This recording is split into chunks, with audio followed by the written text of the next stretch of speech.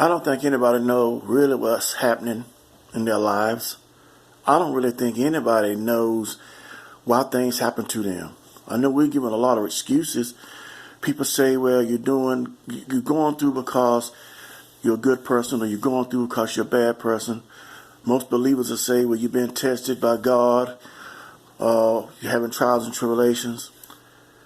Well, I don't know about all that. I do know one thing: pain doesn't feel good. And there are people that I know in my life that have had nothing but downers all their life. That's why I want to talk about a little bit about does God exist?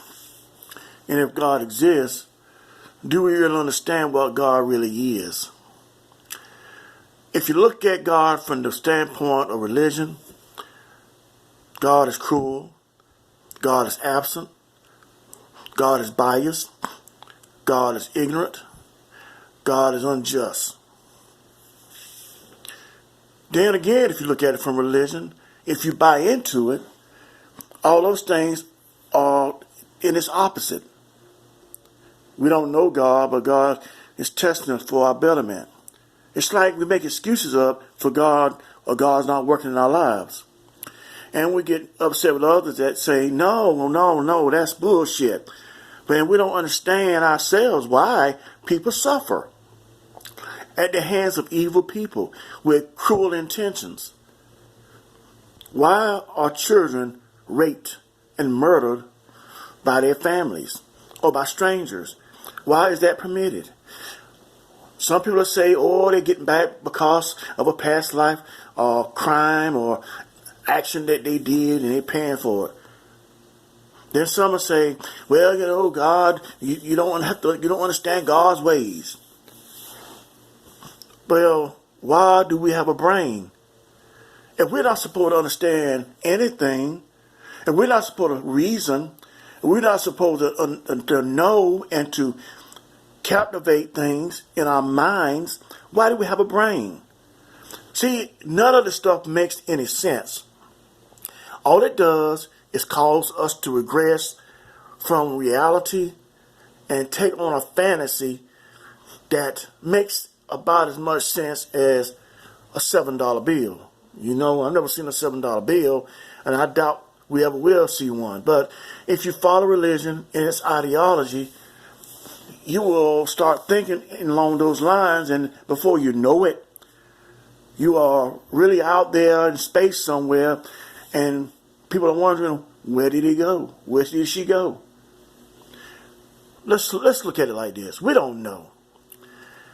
My thing is, as an agnostic atheist,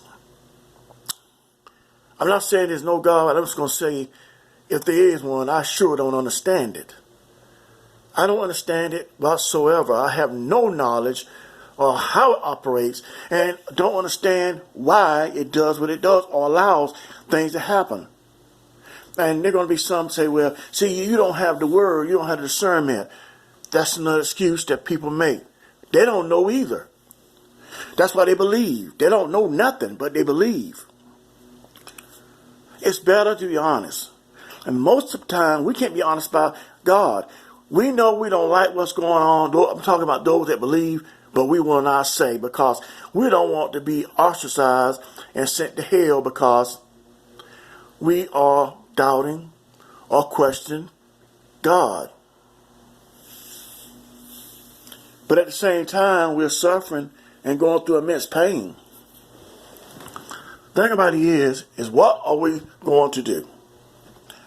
Are we going to allow others to speak for us, to tell us what is right? Are we going to allow them to therefore dictate to us what we should believe? Are we going to allow them to therefore say, you got to believe, you got to go by the word? But by the way, we don't know what the word means, but we just got faith. Okay? Children need to understand the truth about things. I asked a friend of mine today, I said, how can you explain away to an atheist or someone that doesn't believe in God when they have not had any reason to. In other words, I gave her a good example. And the example was, on one hand, you got a man that doesn't believe in God. He's going through sure hell. On the other hand, you got another man that believes in God, and he's going through the same hell. What's the difference? Well, she said, well, with God, you got faith. I said, well, do you understand what I'm saying? Faith doesn't have anything to do with the reality. The man's going through hell. The man's going through hell. He's not living his life in a peaceful way. So how can you justify pain by saying he's going through trials and tribulations because he's with God? See, that's the thing. Religious people make up all kinds of excuses for God not working in people's lives. All kind of excuses. I mean, they got more excuse for God not working than they do for God working. I mean, honestly, they make up so many excuses for God not working in your life. Let's be honest. No God will allow the things to happen, people that happen.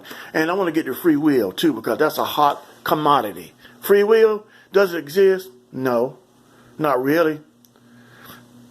Free will cannot exist in the way that we've been taught. Because free will would do one of two things. It would therefore signify that God doesn't care or God cannot exist. Okay? Man cannot have free will, and at the same time, he got a book of instructions called the Bible and the Quran that give him laws to go by. And if he breaks those laws, then he's going to hell and damnation. But he's got free will, by the way. Doesn't make any sense. So either man is in control of his own destiny, or there is no God at all.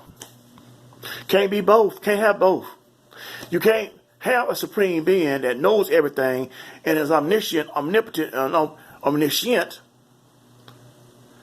and that same supreme being does not step in and help those in need.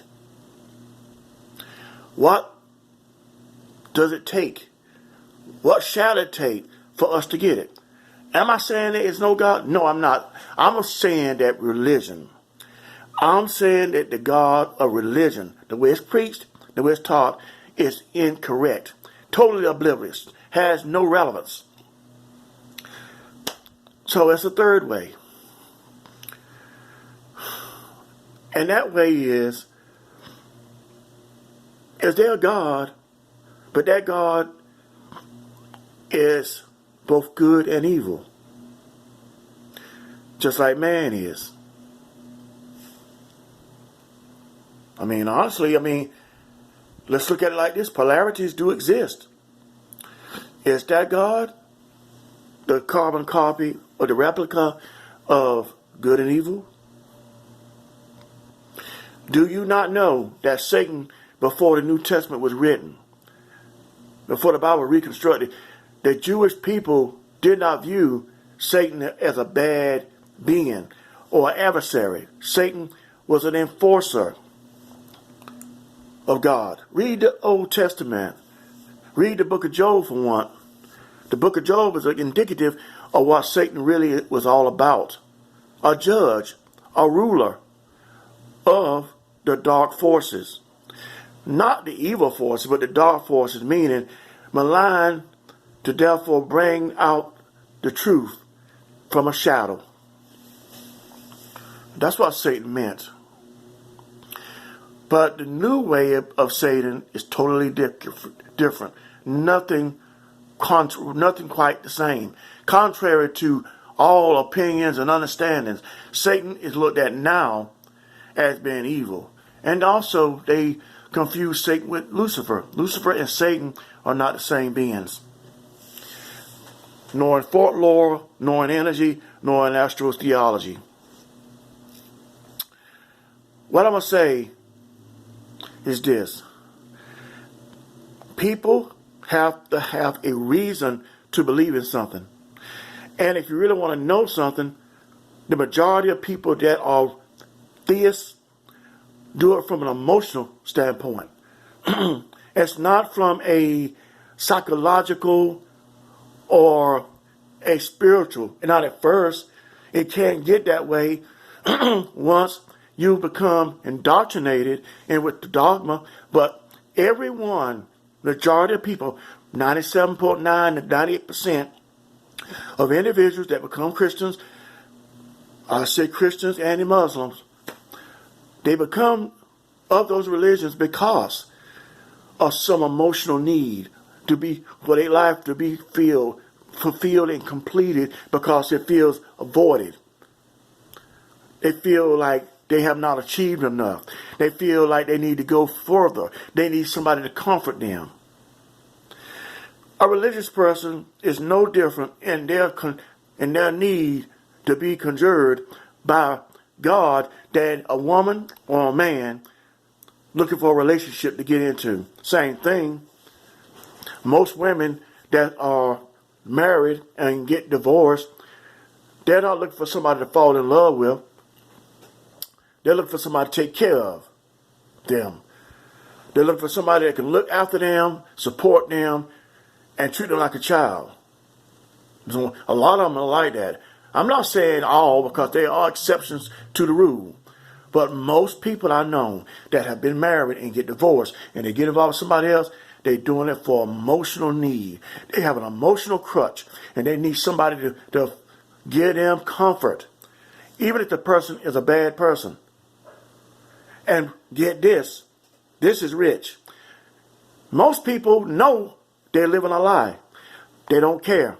As long as they can have their egos filled. As long as they can be pampered in their state of intimacy. They don't care if the person's lying or not. They don't give a damn how they looks like. To tell you the truth, it's all about emotional security. Some financial, but most people are looking for emotional security. And that's what human beings are looking for on this earth. Emotional security. But we are not finding that in the way of religion. We're not finding that in the way that we've been taught by God. We're not finding that in belittling ourselves and taking the blame for something that we're not responsible for. And also, in closing, you got to stop feeding the man that bull about he has done his own self in and he is his own worst enemy and that he's responsible for everything happen. If that's the case, then let's get rid of the death penalty. Let's get rid of the penal system. Let's get rid of the courtroom. We don't need a judge. We don't need law enforcement. We need none of that stuff, because you know what? It's a waste of time, because everybody that's committed a crime is innocent of that crime, because the person that they harmed, the person they killed, was guilty. That's what you're saying. When you go for that karmic stuff, when you go for that, the contrite thinking from most fundamentalists, you are saying that the victim are their own victimization. Their own victimization. So people, let's be smart and let's stop being hypocrites. Hypocrisy is worse than lying, because it's a lie within a lie. Thank you.